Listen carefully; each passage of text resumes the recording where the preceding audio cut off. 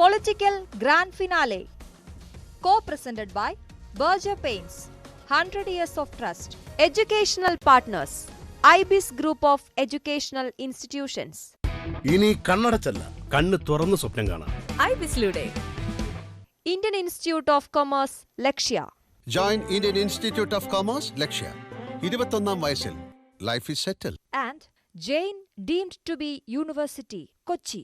Be the change, be the future with Jain deemed to be University, Kochi. നമസ്കാരം. Political grand ഫിനാലയിലേക്ക് ഒരിക്കൽ കൂടി സ്വാഗതം.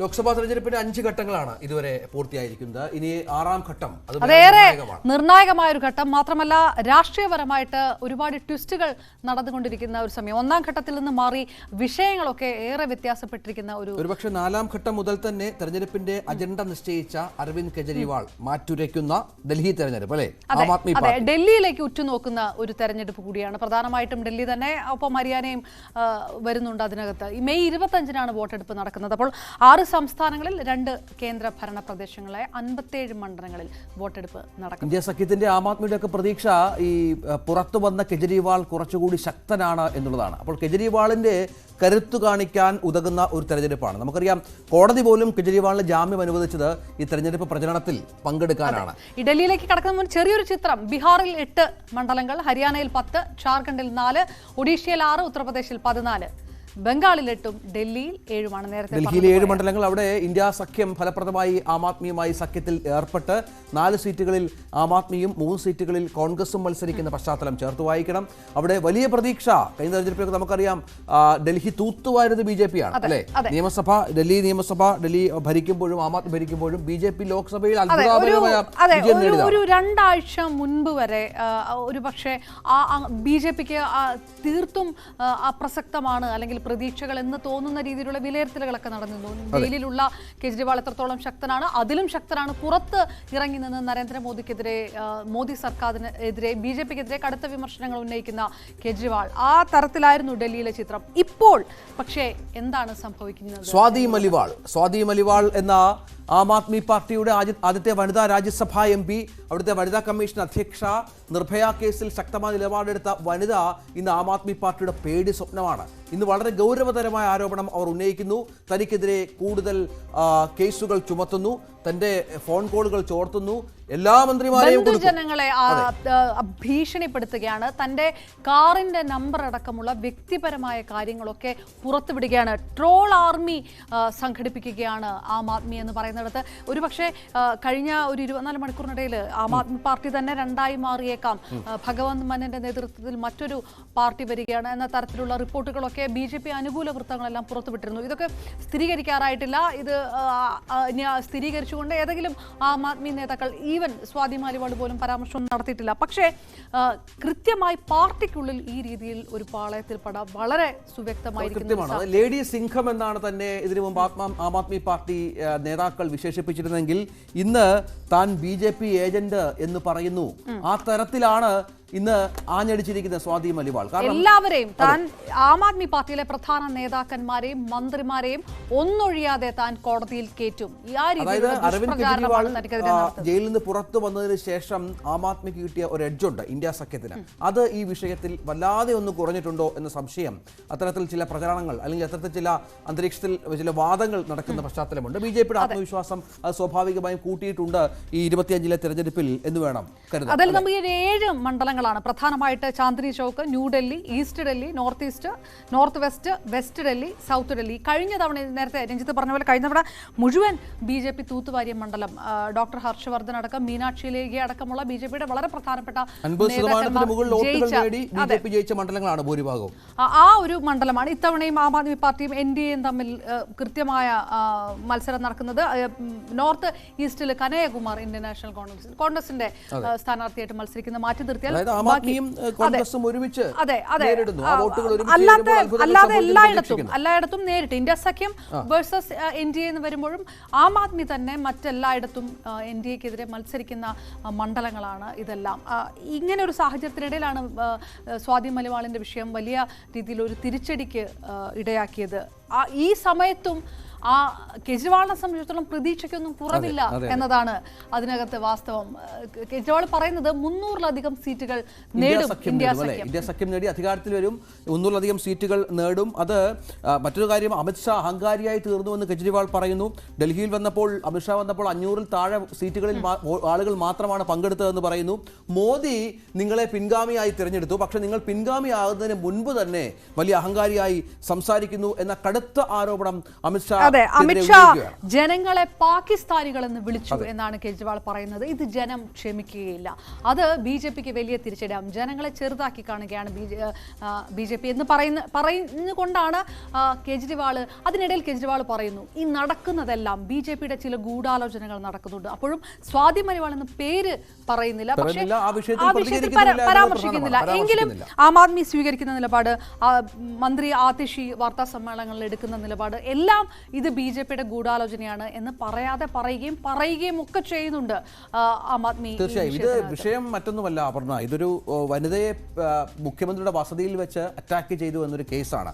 സ്വാഭാവികമായും ഗൗരവമുണ്ട്. ഇന്ന് വിഭവ് കുമാറിനെ ഇന്ന് മുംബൈയിലടക്കം എത്തിച്ച് അന്വേഷണ സംഘം തെളിവെടുക്കുന്ന ഒരു ദിവസം കൂടിയാണ്. കാരണം ചില ഇമ്പോർട്ടന്റ് ഡോക്യുമെന്റ്സ്, രേഖകൾ ഇതുമായി ബന്ധപ്പെട്ട് മായ്ച്ചു കളഞ്ഞു എന്നുള്ള നിരീക്ഷണമൊക്കെ ഡൽഹി പോലീസിന്റെ ഭാഗത്തുനിന്നുണ്ട്.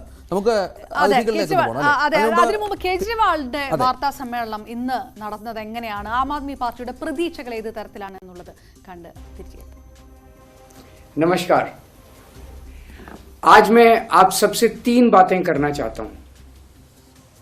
एक, जैसे जैसे 5वें चरण का चुनाव कंप्लीट हो गया और जैसे जैसे चुनाव होते जा रहे हैं वैसे वैसे साफ होता जा रहा है कि 4 जून को मोदी सरकार जा रही है और इंडिया गठबंधन की सरकार बनने जा रही है. ये मैं किस आधार पे बोल रहा हूं, क्योंकि कई लोगों ने सर्वे किए हैं और जो अब सर्वे के फाइंडिंग्स आ रहे हैं उससे साफ जाहिर है कि 4 जून को इंडिया गठबंधन को अपने दम पे 300 से ज़्यादा सीट मिल रही हैं और इंडिया गठबंधन देश को एक साफ सुथरी और स्थिर सरकार देने की दिशा में बढ़ रहा है. दूसरी बात आज मैं करना चाहता हूं, कल अमित शाह जी दिल्ली आए थे और दिल्ली आकर उनकी सभा में बताया जाता है, जो लोग वहां मौजूद थे 500 से भी कम लोग थे, और दिल्ली आकर उन्होंने देश के लोगों को अनर्गल गाली गलौज करना चालू किया, जनता को गाली देने लगे. उन्होंने कहा कि आम आदमी पार्टी के सपोर्टर पाकिस्तानी हैं. मैं उनसे पूछना चाहता हूं, दिल्ली के लोगों ने हमें 62 सीट 56% वोट शेयर देके सरकार बनाई है, क्या दिल्ली के लोग पाकिस्तानी हैं? पंजाब के लोगों ने हमें 117 में से 92 सीट्स देके सरकार बनाई है, क्या पंजाब के लोग पाकिस्तानी हैं? गुजरात के लोगों ने हमें 14% वोट दिया, क्या गुजरात के भी लोग पाकिस्तानी हैं? गोवा के लोगों ने हमें प्यार दिया, विश्वास दिया, क्या गोवा के लोग भी पाकिस्तानी हैं? റൈറ്റ്, കേജ്രിവാൾ BJP സർക്കാരിനെതിരെ, മോദി സർക്കാരിനെതിരെ ആഞ്ഞടിച്ചുകൊണ്ട് കേജ്രിവാൾ, ആ ആത്മവിശ്വാസം യഥാർത്ഥത്തിൽ ഇപ്പോഴും കേജ്രിവാളിന്റെ വാക്കുകളിലുണ്ടോ എന്നുള്ളൊരു ചോദ്യം കൂടിയുണ്ട്. ഏതായാലും ഡൽഹി 25-ാം തീയതി വോട്ടെടുപ്പിലേക്ക് കടക്കുമ്പോൾ ഏത് തരത്തിലായിരിക്കും ഇതൊക്കെ പ്രതിഫലിക്കുക എന്നുള്ളൊരു ചോദ്യമാണ്. ഏതായാലും മാധ്യമപ്രവർത്തകൻ സിബി സത്യൻ നമുക്കൊപ്പം ചേരുന്നു ഈ സമയത്ത്. സിബി, ഇന്ന് കേജ്രിവാൾ വലിയ ആത്മവിശ്വാസത്തിൽ തുടർച്ചയായി മാധ്യമങ്ങളെ കാണുന്നുണ്ട്. അദ്ദേഹത്തിന് ചില ഈ കോടതി പറഞ്ഞ ചില ക്രമങ്ങൾ കൂടിയുണ്ട്, ജാമ്യ വ്യവസ്ഥകളുണ്ട്, അതനുസരിച്ച് സംസാരിക്കാൻ സാധിക്കുള്ളൂ. പക്ഷെ അപ്പോഴും BJPയെയും നരേന്ദ്രമോദിയെയും അമിത്ഷായെയും അറ്റാക്ക് ചെയ്യുന്നതിൽ കേജ്രിവാൾ ഒട്ടും പുറകോട്ട് പോകുന്നില്ല. ഇന്നും ആത്മവിശ്വാസം പ്രകടിപ്പിക്കുന്നുണ്ട്. പിന്നൊരു കാര്യം, ഇന്ത്യ സഖ്യം അധികാരത്തിൽ വരും, 300-ൽ കൂടുതൽ സീറ്റുകൾ നേടി എന്ന് അദ്ദേഹം പറഞ്ഞു വെക്കുകയും ചെയ്യുന്നു. ഈ കേജ്രിവാളിന്റെ ആത്മവിശ്വാസത്തിൽ എന്തെങ്കിലും കാര്യമുണ്ടോ? അങ്ങനെ പ്രതീക്ഷിക്കണോ? ആത്മവിശ്വാസം ഉലഞ്ഞിട്ടുണ്ടോ എന്നുള്ളത് കൂടിയാണ് ചോദ്യം. ഇത് നമ്മൾ 2 തരത്തിൽ കാണേണ്ട വിഷയങ്ങളാണ്. ഒന്നെന്ന് പറയുന്നത് രാഷ്ട്രീയപരമായിട്ട് ആം ആദ്മി പാർട്ടി കാണിച്ചൊരു പക്വതക്കുറവ്, അതായത് സ്വാതി മലിവാൾ പ്രശ്നം കൈകാര്യം ചെയ്യുന്നതിനകത്ത് വളരെ കൃത്യമായൊരു പക്വതക്കുറവ് കേജ്രിവാളിന്റെ അല്ലെങ്കിൽ ആം ആദ്മി പാർട്ടിയുടെ ലീഡർഷിപ്പിന്റെ ഭാഗത്തുണ്ടായിട്ടുണ്ട്. കാരണം ഏത് വിഷയവും എടുത്ത് എത്ര വലുതായി മാനിപ്പുലേറ്റ് ചെയ്യാൻ പോലും കഴിയുന്ന ബി ജെ പി ആണ് പ്രധാന എതിരാളി. അപ്പൊ അത്തരം ഒരു സംഘടനയുമായിട്ട് ഏറ്റുമുട്ടുമ്പോൾ, അത്തരം ഒരു രാഷ്ട്രീയ പാർട്ടിയുമായിട്ട് ഏറ്റുമുട്ടുമ്പോൾ അക്കാര്യത്തിൽ കാണിക്കേണ്ട ഏറ്റവും അടിസ്ഥാനപരമായ പ്രിക്കോഷൻസ് ഒന്നും എടുക്കാൻ ആം ആദ്മി പാർട്ടിക്ക് സാധിച്ചില്ല എന്നുള്ളത് വളരെ ഖേദകരമാണ്. ശരിക്കും പറഞ്ഞാൽ സ്വാതി മലിവാളിനെ അവരുടെ ഒരു ആം ആദ്മിയുടെ പെൺസിംഹം എന്ന് വിശേഷിപ്പിച്ചിരുന്ന ഒരാളാണ്. കാരണം എല്ലാ പ്രശ്നങ്ങളിലും ഒരുപക്ഷെ അരവിന്ദ് കെജ്രിവാൾ കഴിഞ്ഞു കഴിഞ്ഞാൽ ആം ആദ്മിയുടെ ഏറ്റവും ശക്തമായ മുഖമായിട്ട് നിലനിന്ന ഒരാളാണ് സ്വാതി മലിവാൾ. അപ്പൊ അവരുമായിട്ട് ചിലപ്പോൾ സംഘടനാപരമായ പ്രശ്നങ്ങൾ ഉണ്ടാവാം, അല്ലാത്ത പ്രശ്നങ്ങൾ ഉണ്ടാവാം. അത് രമ്യമായിട്ട്, പ്രത്യേകിച്ചും തെരഞ്ഞെടുപ്പ് ഏറ്റവും സങ്കീർണമായി നിൽക്കുന്ന ഒരു അവസ്ഥയിൽ അത് രമ്യമായിട്ട് പറഞ്ഞ് തീർക്കുന്നതിന് പകരം അതിനെ കായികമായി നേരിടാൻ ശ്രമിക്കുക എന്ന് പറയുന്നത് ആം ആദ്മി പാർട്ടിയുടെ ഭാഗത്തുണ്ടായ ഒരു വലിയ പിഴവാണ്. ആ പിഴവിനെ അവർ എത്ര വില കൊടുക്കേണ്ടി വരുമെന്നുള്ളതാണ് നമ്മളിനി നോക്കേണ്ടത്. നിലവിലെ അവസ്ഥ എടുത്ത് വെച്ച് നോക്കിക്കഴിഞ്ഞാൽ ഇതുവരെയുള്ള ഒരു വളരെ ശക്തമായിട്ട്, അതായത് ജയിലിൽ നിന്ന് തിരിച്ചു വരുന്ന അരവിന്ദ് കെജ്രിവാൾ വളരെ ശക്തനായിരുന്നു. അദ്ദേഹം മോദിയെയും അമിത്ഷായെയും അതിമാരകമായിട്ട് ആക്രമിച്ചു. BJP അണികൾക്കിടയിൽ ആശയക്കുഴപ്പം ഉണ്ടാക്കി. വളരെ കൃത്യമായ സ്ട്രാറ്റജി ഉപയോഗിച്ച് BJPയുടെ ആത്മവിശ്വാസം ഉലയ്ക്കുന്ന തരത്തിൽ BJPയെ പുതിയ വിവാദങ്ങൾക്ക് മറുപടി പറയാൻ പ്രേരിപ്പിക്കുന്ന തരത്തിൽ വളരെ ആവേശകരമായ കാര്യങ്ങൾ, ഇന്ത്യ സഖ്യത്തിനും ആവേശം പകരുന്ന രീതിയിലുള്ള ഒരുപാട് തെരഞ്ഞെടുപ്പ് വിഷയങ്ങൾ അദ്ദേഹം ഉയർത്തിക്കൊണ്ടുവന്നു. അതിലൊന്നാണ് ഈ മോദിയുടെ റിട്ടയർമെന്റ് പ്രായവുമായിട്ട് ബന്ധപ്പെട്ട് കൊണ്ടുവന്നത്. 2 മോദിയുടെ പിന്തുടർച്ചയുമായിട്ട് ബന്ധപ്പെട്ട് കൊണ്ടുവന്നത്. പിന്നെ അമിത്ഷാ യോഗി തർക്കം നിലനിർത്താൻ വേണ്ടുന്ന വിത്തുകൾ ഇട്ടത് തുടങ്ങി സകല സംഭവങ്ങളും പെട്ടെന്ന് BJPയുടെ ആഭ്യന്തര പ്രശ്നത്തിലേക്ക് ഈ ഇന്ത്യൻ രാഷ്ട്രീയത്തിന്റെ ശ്രദ്ധ കൊണ്ടുവരാൻ കേജ്രിവാളിന് കഴിഞ്ഞു. അതുവരെ ഒരു മോണോലിത്തിക് ആയിട്ടുള്ള അതായത് ഈ ജയിലിൽ നിന്ന് പുറത്തിറങ്ങിയ കെജ്രിവാളിന് ഇന്ത്യ സഖ്യം അത്രത്തോളം വിശ്വസിച്ചിരുന്നു. അവരുടെ റാലികളിൽ കെജ്രിവാളിനെ പങ്കെടുപ്പിക്കാൻ തീരുമാനിച്ചിരുന്നു. ഈ ഡൽഹിക്ക് പുറത്തും ഹരിയാനയ്ക്ക് പുറത്തും പഞ്ചാബിന് പുറത്തുമൊക്കെ നിരവധിയായ പ്രവർത്തനങ്ങൾ ഇടും എന്ന് വിചാരിച്ചിരുന്നു. ഒരു ഘട്ടത്തിൽ രാഹുൽ ഗാന്ധിയെക്കാളും കരുത്തനായി മോദിയെ നേരിടുന്ന നേതാവ് എന്ന തരത്തിൽ കാര്യങ്ങൾ വന്ന പശ്ചാത്തലമുണ്ട്. ആ ഒരു ഈ പെരുമയെല്ലാം ഈ സ്വാതി മലിവാൾ വിഷയത്തിൽ ഇല്ലാതായി എന്ന് വേണം കണക്കാക്കാൻ. കാരണം അത് കൃത്യമായി BJP ഉപയോഗിച്ചു. നമുക്കത് പൂർണ്ണമായിട്ട് ഇല്ലാതായി എന്ന് പറയാൻ പറ്റില്ല. കാരണം എന്ന് വെച്ച് കഴിഞ്ഞാൽ നമ്മൾ അരവിന്ദ് കെജ്രിവാളിന്റെ ഒരു സ്ട്രാറ്റജി നോക്കി കഴിഞ്ഞാൽ BJP ആക്രമിക്കുന്നതിൽ നിന്ന് ഒരു ശകലം പോലും അദ്ദേഹം പിന്നോട്ട് പോയിട്ടില്ല എന്ന് മാത്രമല്ല, അദ്ദേഹം ആവർത്തിച്ച് പറയുന്ന കാര്യങ്ങൾ ഇപ്പോഴും തെരഞ്ഞെടുപ്പ് രാഷ്ട്രീയത്തിൽ സജീവ ചർച്ചയാകുന്നുണ്ട്. പക്ഷേ ഈ വിഷയത്തിൽ അടിസ്ഥാനപരമായിട്ട് പിഴവ് കാണിച്ചു എന്ന് തീർച്ചയായിട്ടും ലോകത്തെ ഏത് രാഷ്ട്രീയ നിരീക്ഷകനും കണ്ണുപടച്ച് സമ്മതിക്കുന്ന ഒരു വസ്തുതയാണ്.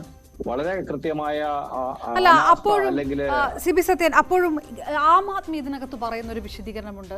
മന്ത്രി ആതിഷി പറയുന്ന ഒരു വിഷയം, BJPയുടെ ആഭ്യന്തര പ്രശ്നങ്ങളിലേക്ക് ശ്രദ്ധ കൊടുക്കുകയായിരുന്നു, അല്ലെങ്കിൽ ആ ശ്രദ്ധ ക്ഷണിക്കുകയായിരുന്നു കേജ്രിവാൾ ജയിലിൽ നിന്ന് ഇറങ്ങിയ ശേഷം നടത്തിയ പ്രസ്താവനകളെല്ലാം. അതിന് മറുപടി എന്നോണം ആം ആദ്മി പാർട്ടിക്കകത്ത് ഒരു ആഭ്യന്തര വിഷയം ഉണ്ടാക്കിയെടുക്കാനുള്ള BJPയുടെ ഒരു ഗൂഢാലോചന ഇതിനകത്തുണ്ട്. അതനുസരിച്ചാണ് ഇതെല്ലാം നടന്നതെന്ന് ആതിഷി പലതവണ ആവർത്തിച്ച് പറയുന്നു. ഓപ്പറേഷൻ ചൂൽ എന്നാണ് ഈ വിഷയം സ്വാതി മാലിവാൾ എന്ന് പേരെടുത്ത് പറയുന്നില്ലെങ്കിലും കേജ്രിവാൾ പല ദിവസങ്ങളായി ആവർത്തിക്കുന്ന അതാണ്, ഗൂഢാലോചന നടക്കുകയാണ്. ആം ആദ്മി പാർട്ടിയുടെ നേതാക്കന്മാരെ അടക്കം ജയിലിലാക്കാനുള്ള ഗൂഢാലോചന നടക്കുന്നുണ്ട് എന്ന് പറയുന്നിടത്ത് അത് ആം ആദ്മി വെറുതെ പറയുന്ന ഒരു എക്സ്ക്യൂസ് ആയിട്ട് മാത്രം നിലനിൽക്കുമോ? അല്ല അത്തരത്തിലൊരു രാഷ്ട്രീയ വ്യാഖ്യാനം ഏതെങ്കിലും തരത്തിൽ കൊടുക്കേണ്ട സാഹചര്യമുണ്ട്? അല്ല, അത് മാത്രമല്ല, ഈ വിഭവ് കുമാറിനെ അറസ്റ്റ് ചെയ്തതുമായി ബന്ധപ്പെട്ട് BJP ആസ്ഥാനത്തേക്ക്, അതായത് അവരുടെ രാജ്യസഭാ MP-യെ ഉപദ്രവിച്ച അല്ലെങ്കിൽ അങ്ങനെ പരാതിയുള്ള ഒരാളെ അറസ്റ്റ് ചെയ്തതിനെതിരായിട്ട് BJP ആസ്ഥാനത്തേക്ക് മാർച്ച് നടത്തുകയാണ്. ജയിൽ ഭാരോ വരുന്നത് പോലും ഇതിന് ശേഷമാണ്. സ്വാഭാവികമായിട്ടും ആം ആദ്മി ഉന്നയിക്കുന്ന ആ ആരോപണത്തിൽ ഏതെങ്കിലും തരത്തിൽ കഴമ്പുണ്ടെന്ന് രാഷ്ട്രീയ വിലയിരുത്തൽ എന്തെങ്കിലും വരാനുള്ള സാധ്യതയുണ്ട്? അപ്പൊ നമ്മൾ ഇതിനകത്ത് ശ്രദ്ധിക്കേണ്ട ഒരു പോയിന്റ് എന്ന് പറയുന്നത് ഇത്രയേ ഉള്ളൂ. യഥാർത്ഥത്തിൽ എന്തായിരുന്നു പ്രശ്നം എന്ന് ഇതുവരെ ആരും പുറത്തു പറഞ്ഞിട്ടില്ല. എന്തുകൊണ്ടാണ് സ്വാതി മലിവാളിന് സന്ദർശനം അല്ലെങ്കിൽ സന്ദർശിക്കാനുള്ള അനുമതി കേജ്രിവാൾ നിഷേധിച്ചത്? എന്തുകൊണ്ടാണ് സ്വാതി മലിവാളിന് ഈ Z+ കാറ്റഗറി സുരക്ഷയുള്ള കേജ്രിവാളിന്റെ വീട്ടിലേക്ക് ഈ പറഞ്ഞുള്ള അതിക്രമിച്ച് കയറേണ്ടി വന്ന സാഹചര്യം? ഇത് രണ്ടും ഇതുവരെ രണ്ടു കൂട്ടരും വിശദീകരിച്ചിട്ടില്ല.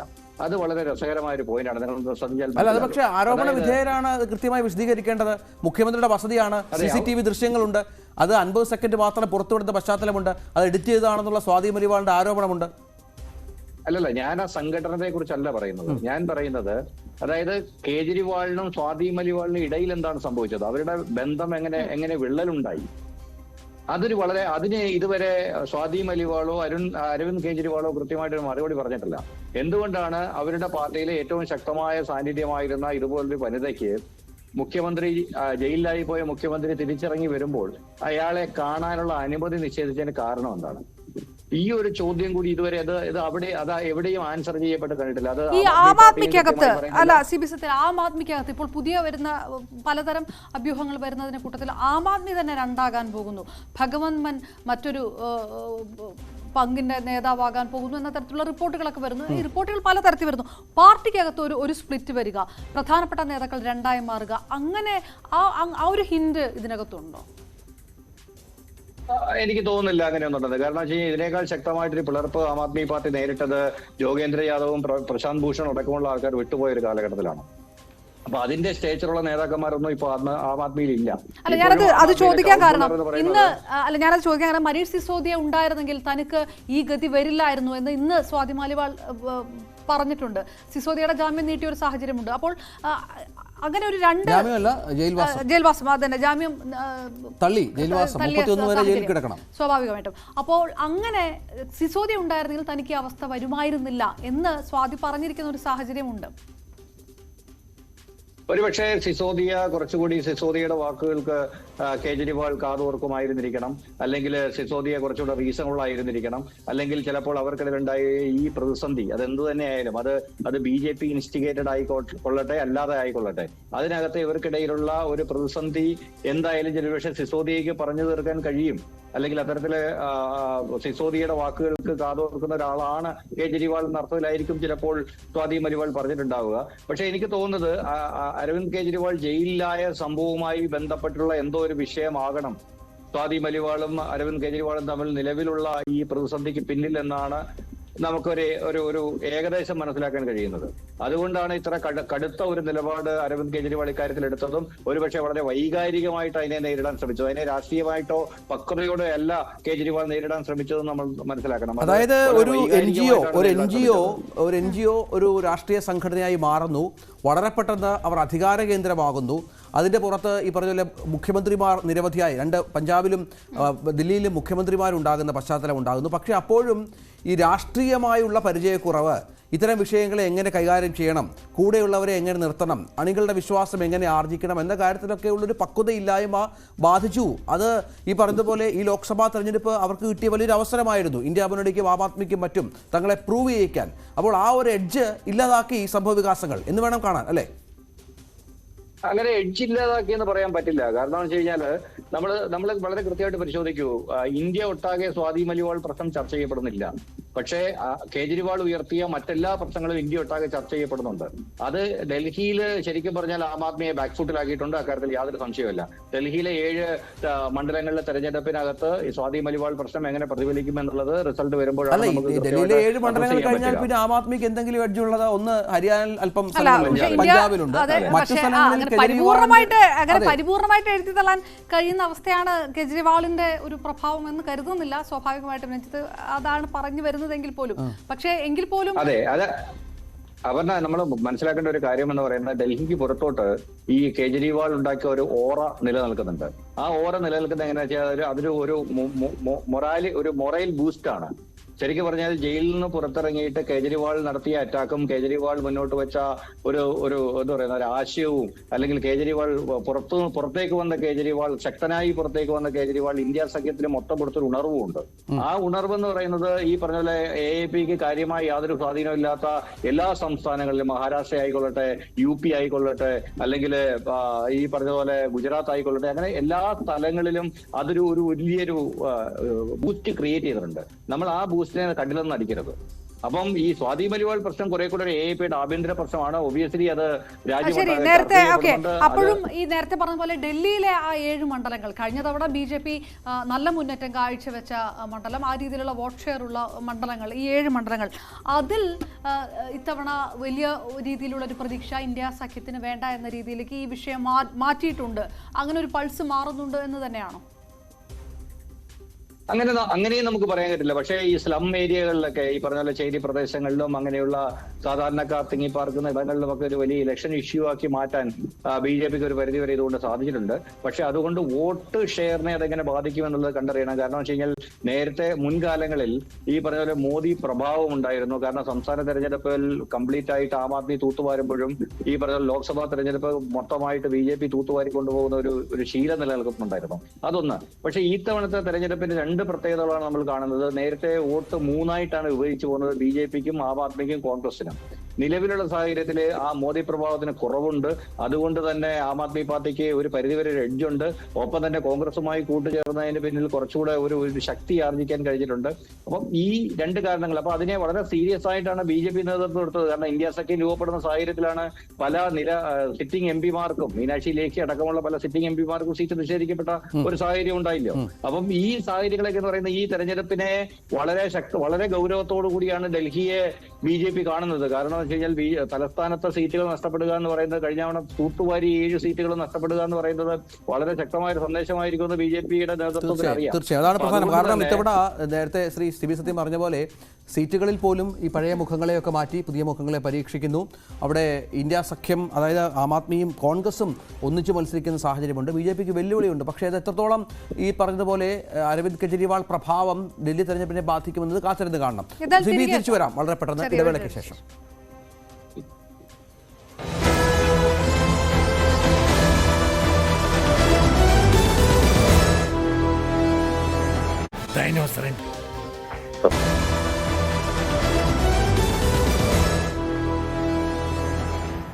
മനീഷ് സിസോദിയയുടെ ജാമ്യ ഹർജി ഇന്ന് തള്ളി. അതിൽ വളരെ പ്രധാനപ്പെട്ട പരാമർശങ്ങൾ കോടതിയുടെ ഭാഗത്തുനിന്നുണ്ടായിരുന്നു എന്നതും കൂടി ഇതിനോട് ചേർത്ത് വായിക്കണം.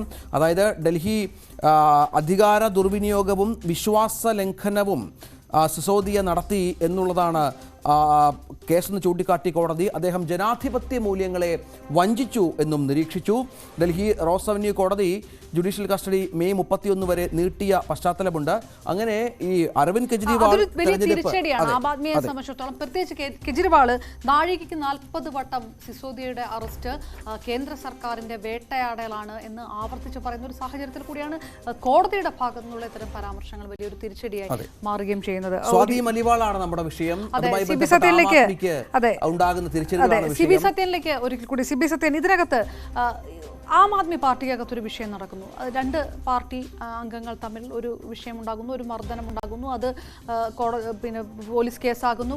ഇതിനപ്പുറത്തേക്ക് അരവിന്ദ് കെജ്രിവാളിന്റെ PA തന്നെ ഇതിനകത്ത് കേസിൽ പ്രതിയാകുന്ന ഒരു സാഹചര്യം. കെജ്രിവാൾ പ്രത്യക്ഷത്തിലൊന്നും പറയുന്നില്ലെങ്കിലും കെജ്രിവാളിന്റെ ഒരു നിഴൽ ഈ സംഭവത്തിൽ ഉണ്ട് എന്ന് വിലയിരുത്തപ്പെടുന്ന ഒരു വിഷയമുണ്ട്. നേരത്തെ പറഞ്ഞതുപോലെ എങ്ങനെയാണ് ഈ ബന്ധം വഷളായത് എന്നതിനെ കുറിച്ച് ആരും പറയാത്തൊരു സാഹചര്യമുണ്ട്. അപ്പോഴും സ്ത്രീവിരുദ്ധ പാർട്ടിയാണ് ആം ആദ്മി എന്ന് പറയുമ്പോൾ നേരിട്ട് ഈ ആക്രമണം കെജ്രിവാളിലേക്ക് തന്നെ വരുത്തുന്ന രീതിയിലാണ് BJP നേതാക്കളുടെ പരാമർശങ്ങളെല്ലാം തന്നെ. ഒരു പക്ഷേ ഇനി ഉള്ള സമയത്ത് ഒരു സ്ത്രീ സംരക്ഷണ പദ്ധതികൾ കൊണ്ടുവരുമ്പോൾ പോലും ആം ആദ്മിക്കെതിരെ BJPക്ക് ആരോപണം ഉന്നയിക്കാൻ മറ്റൊരു കാരണം വേണ്ടി വരികയില്ല. അങ്ങനെ കെജ്രിവാൾ തന്നെ നേരിട്ട് ഇതിനകത്ത് പരോക്ഷമായിട്ടും ഒക്കെ പ്രത്യക്ഷമായിട്ടും ഒരു പ്രതികൂട്ടിൽ നിൽക്കുന്ന സാഹചര്യമുണ്ട്. എന്നിട്ടും ഒരു വിശദീകരണത്തിലേക്ക് ഇത്ര ദിവസമായിട്ട് കെജ്രിവാൾ കടക്കാത്തത് അത് ഭയങ്കര വിചിത്രമായിട്ട് തോന്നുന്നില്ലേ എന്നുള്ളതാണ്.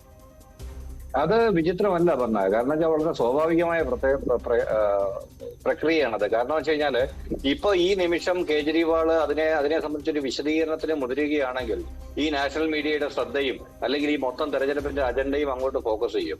അത്തരത്തിലുള്ളൊരു അബദ്ധം എന്തായാലും അരവിന്ദ് കെജ്രിവാൾ കാണിക്കുമെന്ന് എനിക്ക് തോന്നുന്നില്ല.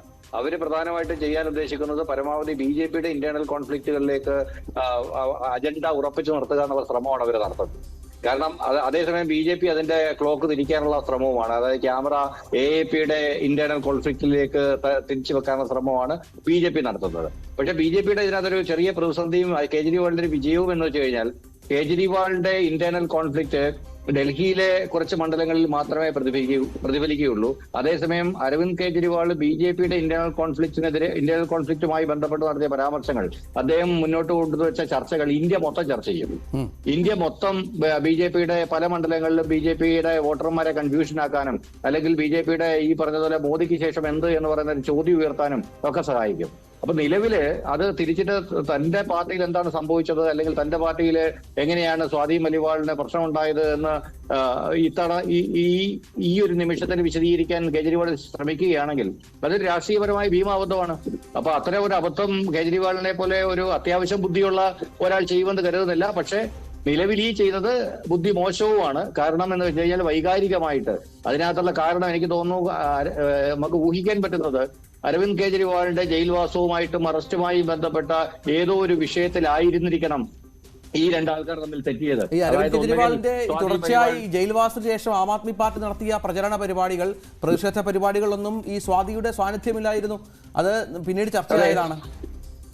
അതെ, അപ്പൊ നമുക്ക് മനസ്സിലാക്കേണ്ടത് അവരെ മാറ്റി നിർത്താനുള്ള കൃത്യമായ ഒരു നിർദ്ദേശം പാർട്ടി നേതൃത്വം കൊടുത്തിട്ടുണ്ടാവണം എന്നുള്ളതാണ്. അപ്പൊ ഏതെങ്കിലും തരത്തിൽ ഇപ്പൊ BJP എന്ന് പറയുന്ന ഒരു BJP സർക്കാർ അടിസ്ഥാനപരമായി ചെയ്യുന്ന ഒരുപാട് കാര്യങ്ങൾ നമുക്കറിയാം. അതായത് ആം ട്വിസ്റ്റിംഗ് അടക്കമുള്ള, അതായത് എതിരാളികളെ ഏത് വിധേയനെയും ഭീഷണിപ്പെടുത്തിയിട്ടായാലും സാമം, ദാനം, ഭേദം, ദണ്ഡം തുടങ്ങി ഏത് മാർഗങ്ങളിലൂടെയും അവരെ നിർവീര്യമാക്കുകയോ അല്ലെങ്കിൽ തങ്ങളുടെ പക്ഷത്തേക്ക് കൊണ്ടുവരികയോ ചെയ്യുന്ന ഒരു ശ്രമം എല്ലായ്പ്പോഴും BJP നടത്താറുണ്ട്. അപ്പൊ അതിന്റെ ഭാഗമായിട്ട് ഈ പറഞ്ഞതുപോലെ അരവിന്ദ് കെജ്രിവാളിനെ അറസ്റ്റിലേക്ക് നയിക്കത്തക്ക രീതിയിലുള്ള ഏതെങ്കിലും പ്രധാനപ്പെട്ട തെളിവുകൾ സ്വാതി മലിവാളിനെ ഏതെങ്കിലും തരത്തിൽ സ്വാധീനിച്ച് ഒരു പക്ഷേ സർക്കാർ കരസ്ഥമാക്കിയിട്ടുണ്ടാവാം. അങ്ങനെയാണെങ്കിലുള്ള ചോദ്യം, ഇപ്പൊ നേരത്തെ പറഞ്ഞതുപോലെ ഒരു ശ്രദ്ധ മുഴുവൻ അതിലേക്ക് പോകണ്ട എന്ന് കരുതിയിട്ടാണെങ്കിൽ പോലും ഇപ്പോഴും സ്വാതി മലിവാൾ ആം ആദ്മിയുടെ സജീവ അംഗമായി തുടരുന്ന ഒരു സാഹചര്യം, BJP ഇത്രയും അനുകൂല നിലപാടുകൾ സ്വാതിക്ക് വേണ്ടി എടുക്കുമ്പോഴും ഒരു പാർട്ടി മാറുന്നതോ ആ തരത്തിലുള്ള പ്രതികരണങ്ങളൊന്നും വരാത്തൊരു സാഹചര്യമുണ്ട്. അപ്പൊ നമ്മൾ വിചാരിക്കേണ്ടത് ഇനിയിപ്പോ തെരഞ്ഞെടുപ്പ് കഴിഞ്ഞ ശേഷമായിരിക്കും യഥാർത്ഥ കഥയുടെ ബാക്കി വരിക. സ്വാതി മലിവാൾ പോരാടുന്നു, ആ സാഹചര്യമാണ് ഇപ്പോൾ. പക്ഷെ അവർ പാർട്ടി നേതാക്കളെ വെല്ലുവിളിക്കുന്നു. പാർട്ടി തന്നെ BJP ഏജന്റ് എന്ന് വിശേഷിപ്പിക്കുന്നു, പറയുന്നു തന്നെ ലേഡി സിംഗം എന്ന് പറഞ്ഞവരാണെന്ന് പറയുന്നു. നിർഭയ കേസിലടക്കം താനെടുത്ത നിലപാടുകൾ ചൂണ്ടിക്കാട്ടുന്നു. അപ്പോൾ പാർട്ടിക്കുള്ളിൽ നിന്ന് അവർ പോരാടുകയാണ്. അത് ആം ആദ്മി എത്രത്തോളം പ്രതിസന്ധിയിലാക്കുന്നുണ്ട്? ആം ആദ്മിയെ ശരിക്കും പ്രതിസന്ധിയിലാക്കുന്നുണ്ടെന്നതായിട്ട് യാതൊരു സംശയവുമില്ല.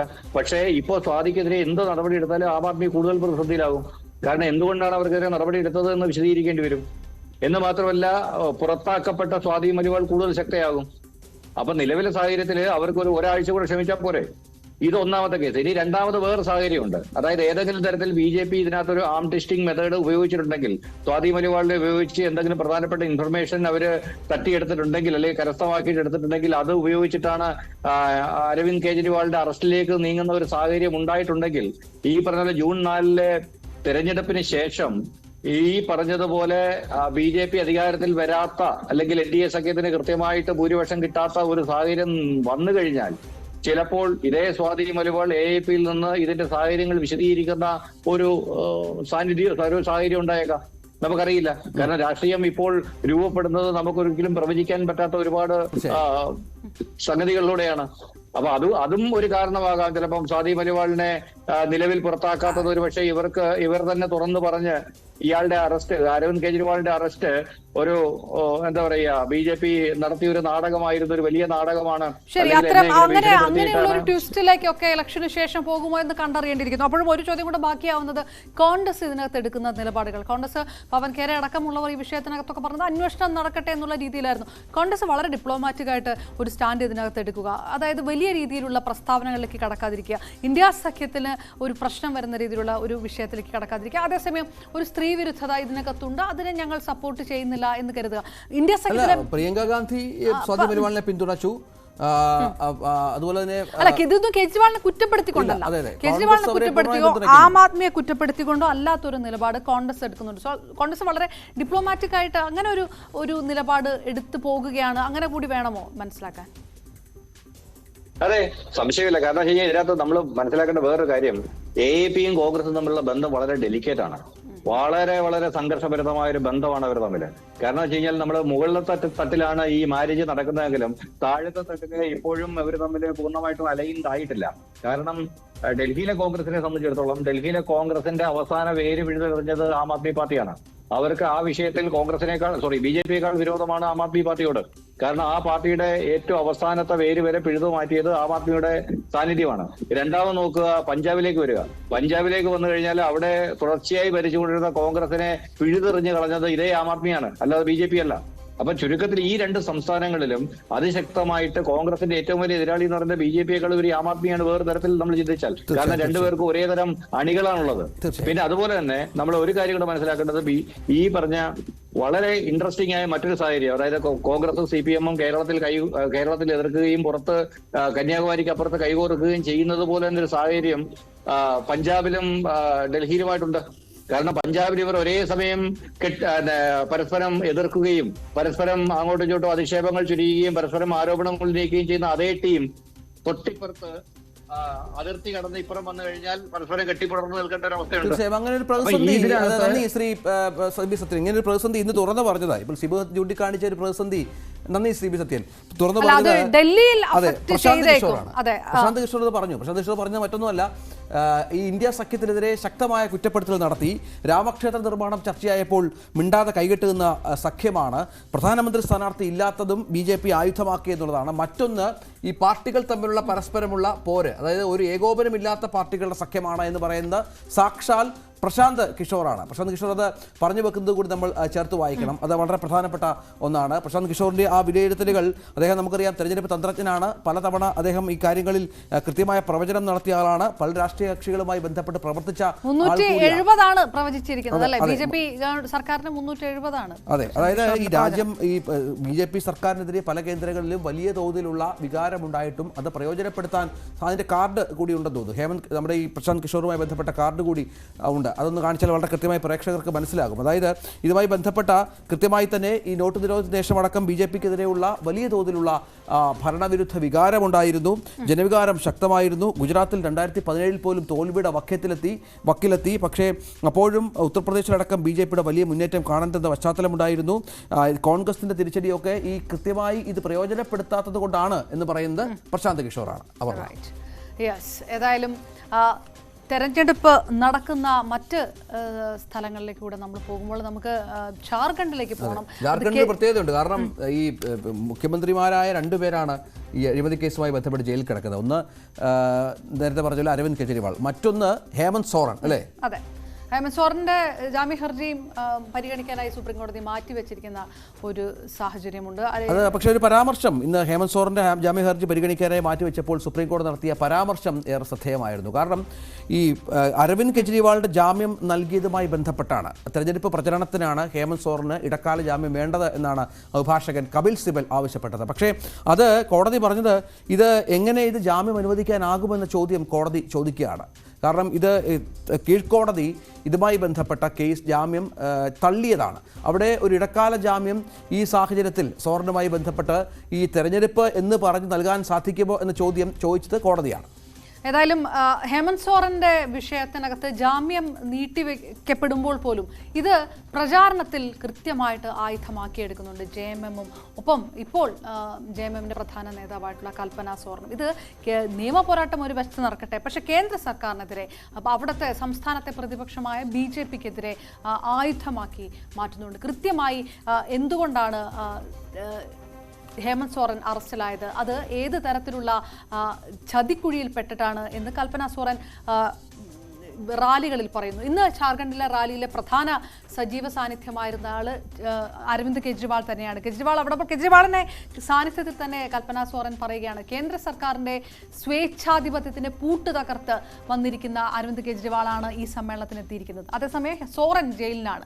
തെരഞ്ഞെടുപ്പ് പ്രചാരണം നടത്താതിരിക്കാൻ കേന്ദ്ര സർക്കാരാണ് അത് ചെയ്തിരിക്കുന്നത്. കാരണം കൽപ്പന സോറനാണ് ഹേമന്ത് സോറൻ ജയിലിലായപ്പോൾ ഈ പ്രചരണത്തിന് ചുക്കാൻ പിടിക്കുന്നത് നമുക്കറിയാം. അവർ ശക്തമായ ഭാഷയിലാണ് BJPയെ വിമർശിക്കുന്നത്.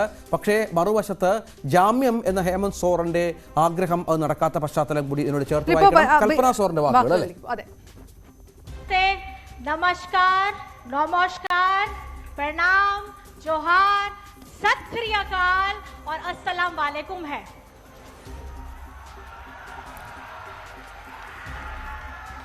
जो बोले सो निहाल, जो बोले सो निहाल, जो बोले सो निहाल।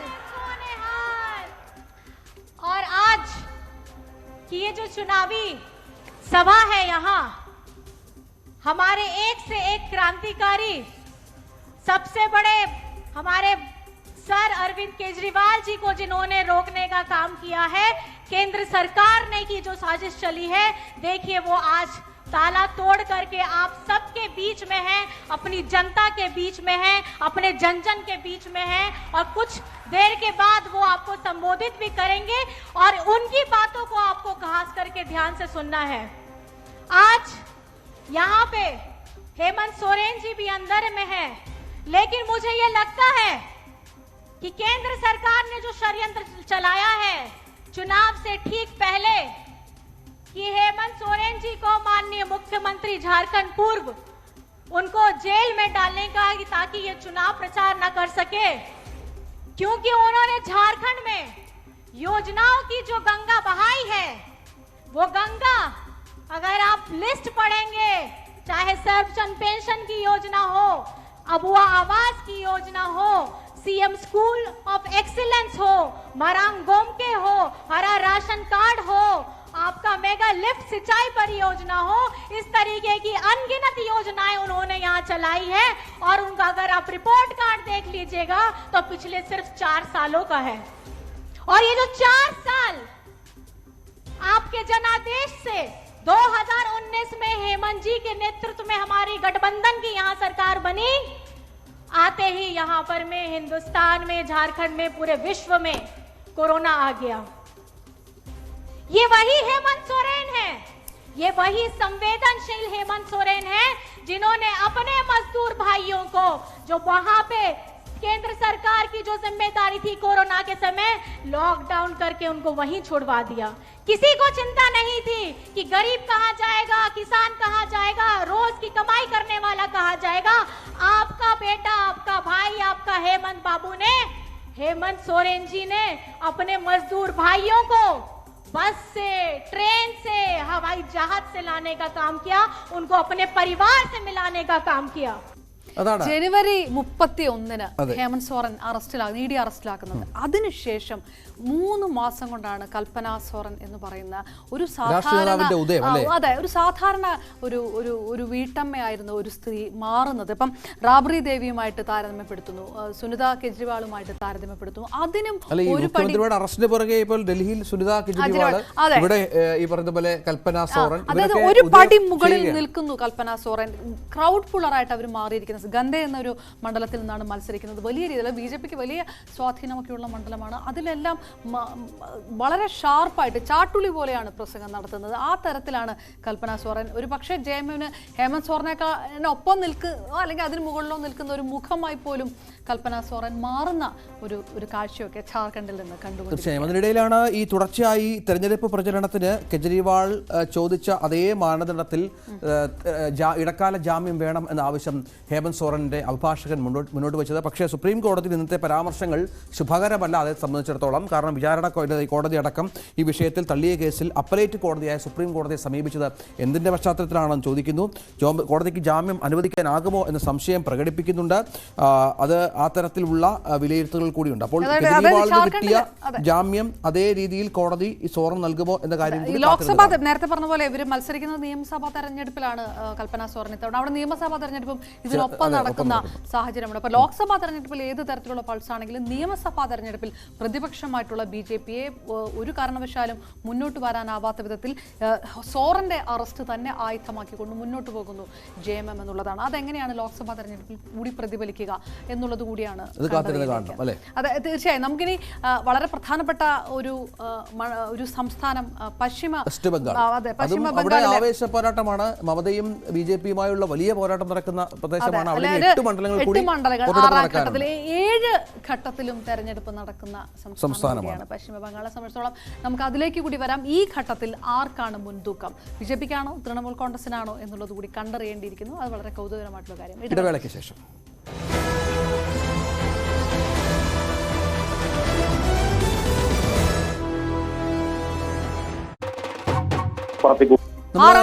പശ്ചിമ ബംഗാളിനെ കുറിച്ച് അവർ പറഞ്ഞ പോലെ എല്ലാ, അതായത് തെരഞ്ഞെടുപ്പിലും എല്ലാ ഘട്ടങ്ങളിലും തെരഞ്ഞെടുപ്പ് നടക്കുന്ന സംസ്ഥാനം. ആ 8 മണ്ഡലങ്ങൾ ഇത്തവണ ഇതിൽ 2019 ഒരു ഇത് നോക്കുകയാണെങ്കിൽ അതിൽ 8 മണ്ഡലങ്ങളിലും ബിജെപിക്ക് കൂടുതൽ മുൻതൂക്കമുള്ള ഒരു സാഹചര്യം. 5 ബിജെപി നേടി, 3 തൃണമൂൽ കോൺഗ്രസും ലഭിച്ച ഒരു സാഹചര്യം. ബിജെപിക്ക് മുൻതൂക്കമുള്ള മണ്ഡലങ്ങളിലാണ് 6ാം ഘട്ടത്തിൽ.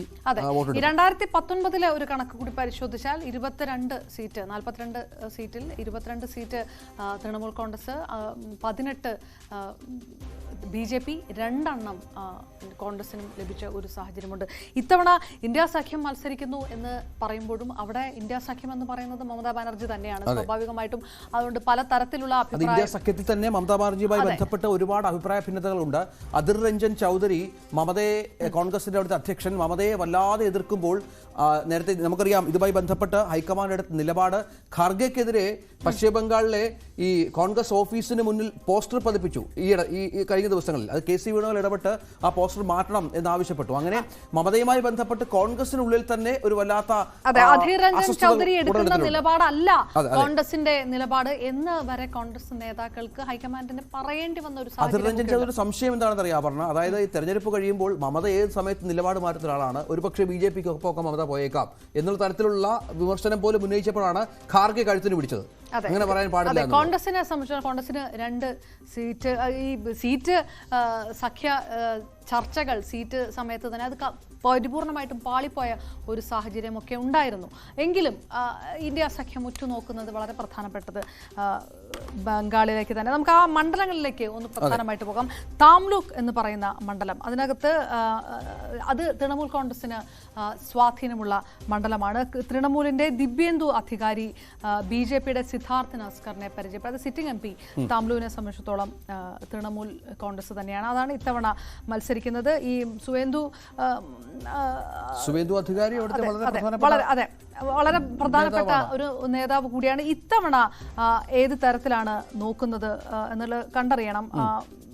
ഇത് നമ്മൾ നേരത്തെ പറഞ്ഞ പോലെ തന്നെ 2021 നിയമസഭാ തെരഞ്ഞെടുപ്പ് നടന്നപ്പോൾ ഇതിനകത്തുള്ള മണ്ഡലങ്ങളിൽ 3 മണ്ഡലങ്ങൾ ബി.ജെ.പിക്ക്, 4 മണ്ഡലങ്ങൾ തൃണമൂൽ കോൺഗ്രസിന്. തൃണമൂലിന് ഒരു മുൻതൂക്കമുള്ള ഒരു മണ്ഡലം കൂടിയാണ് താംലുക്ക് എന്ന് പറയുന്നത്. ഗഥാൽ എന്ന മണ്ഡലം, ഗാഥൽ എന്ന ലോക്സഭാ മണ്ഡലത്തിൽ അവിടെയും ഈ തൃണമൂൽ കോൺഗ്രസിന്റെ സിനിമാ താരം ദീപക്കാണ് മത്സരിക്കുന്നത്. 2009 IPS ഓഫീസർ ഭാരതി ഘോഷിനെയാണ് ബി.ജെ.പി സ്ഥാനാർത്ഥിയെ പരാജയപ്പെടുത്തിയത്. അതും 2.5 ലക്ഷത്തോളം വോട്ടുകൾ. അതായത് നേരത്തെ പറഞ്ഞ പോലെ വലിയ തോതിലുള്ള മുൻതൂക്കം തൃണമൂലിനുള്ള ഒരു മണ്ഡലം കൂടിയാണ് ഇവിടെ. നമുക്കറിയാം ഇത്തവണത്തെ ഈ തെരഞ്ഞെടുപ്പ് പ്രവചനത്തിലൊക്കെ പ്രീ പോൾ സർവേയിലൊക്കെ ബംഗാളിൽ ബി.ജെ.പിയുടെ വലിയൊരു മുന്നേറ്റം ഇത്തവണ പ്രവചിക്കുന്നുണ്ട്. നേരത്തെ പറഞ്ഞതുപോലെ ബംഗാളിൽ നേട്ടമുണ്ടാക്കും എന്ന് പറഞ്ഞ പല തെരഞ്ഞെടുപ്പ് വിദഗ്ധരുമുണ്ട്. പ്രശാന്ത് ഭൂഷണെ പോലുള്ള ആളുകൾ ബി.ജെ.പിക്ക് മറ്റു സ്ഥലങ്ങളിൽ സീറ്റെണ്ണം കുറയുമ്പോൾ ബംഗാളിലെ സീറ്റെണ്ണം അവർക്ക് ഗുണകരമാകുമെന്ന് പറയുന്നുണ്ട്. പക്ഷേ ഈ മണ്ഡലങ്ങളിലൊക്കെ, ഈ പറഞ്ഞ 7 മണ്ഡലങ്ങളിലും 8 മണ്ഡലങ്ങളിലും ശക്തമായ പോരാട്ടം നടക്കുന്ന മണ്ഡലങ്ങളാണ് എന്ന് ചേർത്ത് വായിക്കണം. മാത്രമല്ല പലവിധ ഘടകങ്ങൾ ഇവിടെ, സന്ദേശ് ഖാലി പോലെയുള്ള പലവിധ ഘടകങ്ങൾ ബംഗാളിലെ തെരഞ്ഞെടുപ്പിനെ സ്വാധീനിക്കാനുള്ള പശ്ചാത്തലം കൂടിയുണ്ട്. ഇനി കാന്തി എന്നൊരു മണ്ഡലം, അത് സുവേന്ദു അധികാരി, അവരുടെ അധികാരി കുടുംബത്തിന് വളരെ പ്രാധാന്യമുള്ള ഒരു മണ്ഡലം. സുവേന്ദു അധികാരിയുടെ അച്ഛൻ സിസിർ പോലും മത്സരിച്ചു ജയിച്ചിരിക്കുന്നു. ഇത്തവണ സുവേന്ദു അധികാരിയുടെ 4 മക്കളിൽ 4മത്തവനായുള്ള സൗമേന്ദു അധികാരിയാണ് ഇത്തവണ ബി.ജെ.പി ടിക്കറ്റിൽ മത്സരിക്കുന്നത്. ഉത്തം ബാരിക് തൃണമൂലിന്റെ ജില്ലാ പ്രസിഡന്റാണ് കാന്തിയിൽ നിന്ന് മത്സരിക്കുകയും ചെയ്തിരിക്കുന്നത്.